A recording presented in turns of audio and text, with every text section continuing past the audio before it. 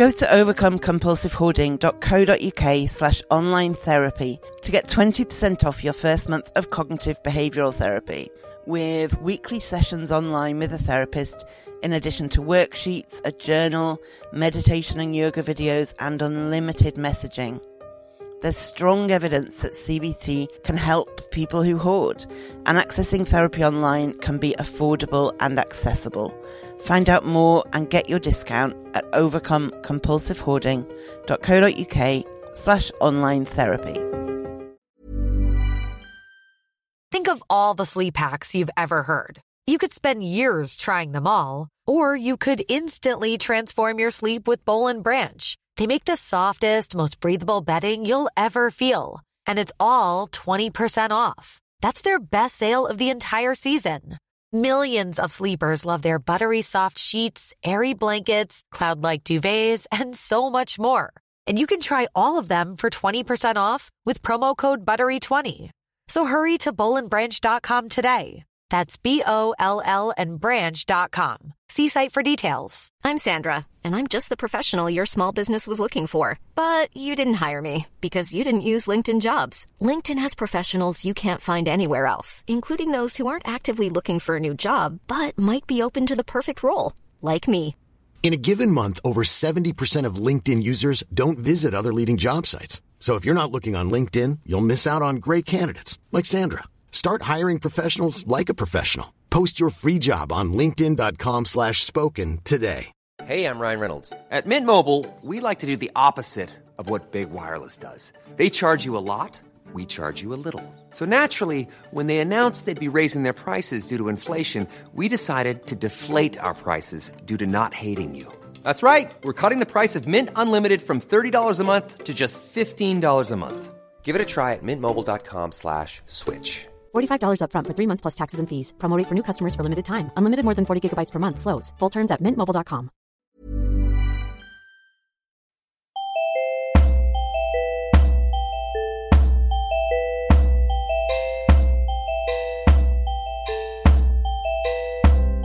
Welcome to the Overcome Compulsive Hoarding with That Hoarder podcast.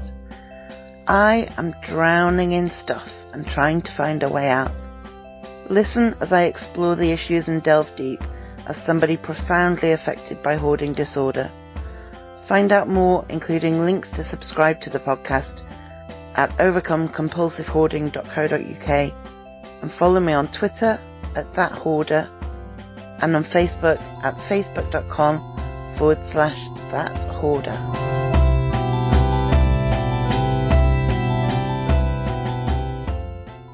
So today I'm talking to all hoarders, but I'm especially talking to the hoarders who have other people telling them they've got a problem, but they don't really see it themselves. Now, this is not the case for me. It probably used to be, but these days I look around and I can see exactly what the problem is. I can see exactly where I've gone wrong. Some don't have this. They look around and they value everything around them. Now, I value a lot of what's around me, which is part of why I've still got this problem. But some people genuinely can't see where the problem is. When their kids won't come to see them, nobody will visit, the landlord tells them off. And my thought for these people for today is that you're looking, but you can't see. You live in your hoard day in, day out, and you've stopped being able to see it objectively. You've stopped being able to see it as other people see it. And what you need to do is look at your home through fresh eyes, not your eyes, which is used to the pathways between piles of newspapers, or which is used to the piles you have to step over. Look at your home as if you're a visitor and you've never seen it before. I would start quite literally outside your front door, open the front door, and make your way around your house or your flat as if you've never seen it before, as if you're a visitor, as if you don't know how to get around that particular pile without knocking all the other piles over. Walk into every room as if you've never seen it before, as if it's your neighbour's house or your daughter's house or your best friend's house. You will have a different view of it. And then when you've done that, I want you to do the same walk again, starting outside the front door. But this time, I want you to take photos of everything. Take photos of what it looks like when you open the front door. Take photos of every area of every room. Go into every room again, but take, 2 or 3 photos per room. And then instead of looking at your room, look at the photos of the rooms. Spend a few minutes looking at them. That can sometimes be a really effective way of making yourself see what other people see. It makes you just reframe it for a second. That's all you need to do, is reframe your view of your house. And it can be a bit of a shock when you see it through someone else's eyes, when you see how it would look to somebody else if they came in. It can be a bit of a shock, but don't feel bad. Don't let it be the kind of shock that makes you freeze and take no action. Instead, let it be the kind of shock that pushes you into action. And this exercise, both of those exercises, can be really worth doing, even if you're like me and you're the kind of hoarder who knows full well they have a problem and understands why other people would object to living like this.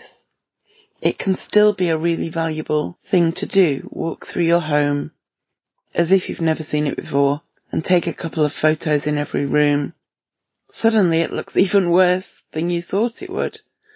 And again, this isn't a task designed to make you feel bad. It's a task designed to make you face up to your reality, because we have to do that. We have to be honest, even if it's just with ourselves, that the way we're living is damaging us. It's not just a societal problem. It's not just a problem for other people.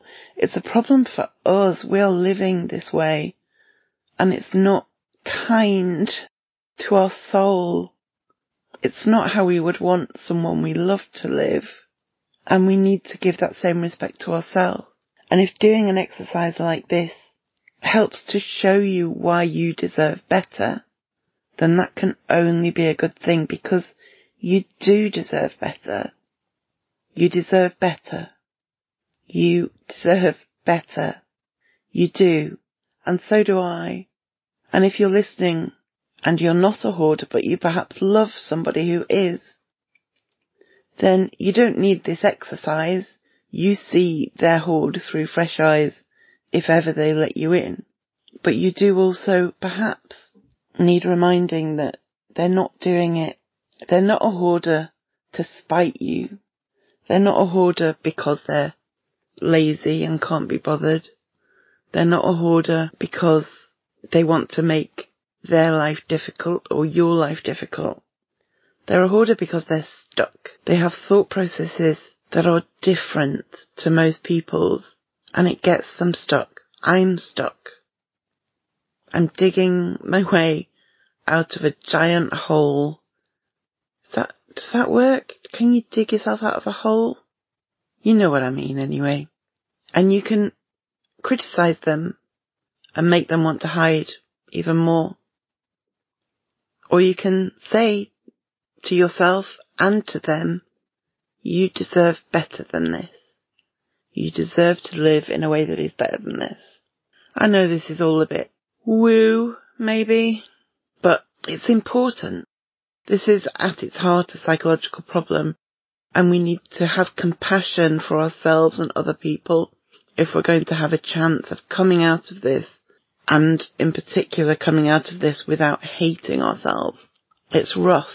You need to see how you live in the most realistic way possible. Look at the way you live through other people's eyes. Look at it through your camera lens, and it might just push you to take a bit more action than you were planning to. It might just push you to access help. It might just push you to give yourself a break. In a psychological sense, to stop bashing yourself for the situation you're in, and instead to treat yourself well and part of treating yourself well is starting to deal with your hoard. Normally, being a little extra can be a bit much, but when it comes to healthcare, it pays to be extra. And United Healthcare makes it easy with Health Protector Guard fixed indemnity insurance plans. Underwritten by Golden Rule Insurance Company, they supplement your primary plan, helping you manage out-of-pocket costs without the usual requirements and restrictions like deductibles and enrollment periods. So when it comes to covering your medical bills, you can feel good about being a little extra. Visit uh1.com to find the Health Protector Guard plan for you. Hey there, it's Michelle Norris. I'm host of a podcast called Your Mama's Kitchen. When I travel, I'm usually looking for a way to find a taste of home when I'm not at home. And one of the things I love to do when I am at home is entertain. And Airbnb allows me to do that. When I was in California recently, I rented a house that had a great kitchen. And when we were sitting around the table, we were all thinking, we're in someone else's house. Someone could be in all of our homes as well. If you have a home, but you're not always at home, you have an Airbnb. Your home might be worth more than you think. Find out how much at airbnb.com/host.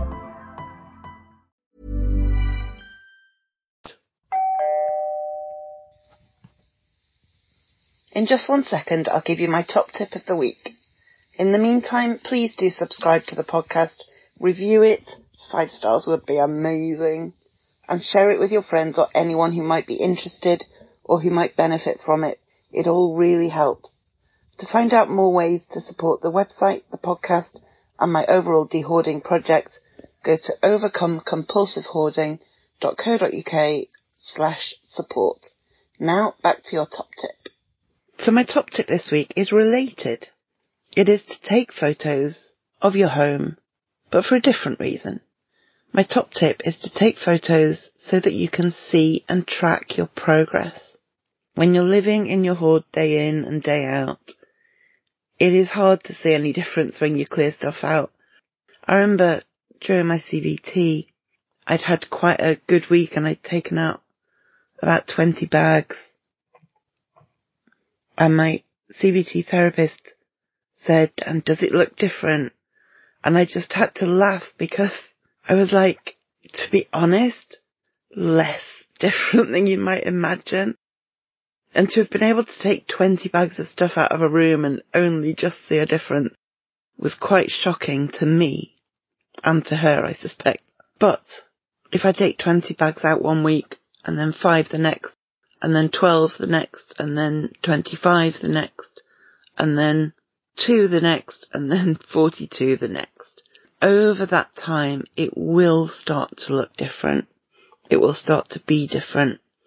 And if you've taken a photo, not necessarily every time, but maybe once a week, once a month, once a quarter, if you can bear to do that, you'll be able to see a difference when you compare your original photo to your most recent one. Don't take them too frequently. Go for occasional, to be honest. Daily photos might not look that impressive, and that might be disheartening to you. Create a folder on your phone to keep them all together so that you can scroll through them and see all your progress in one place over time. So that's my tip of the week. Thank you for listening, and I'll speak to you next time. Thank you for listening to the Overcome Compulsive Hoarding podcast.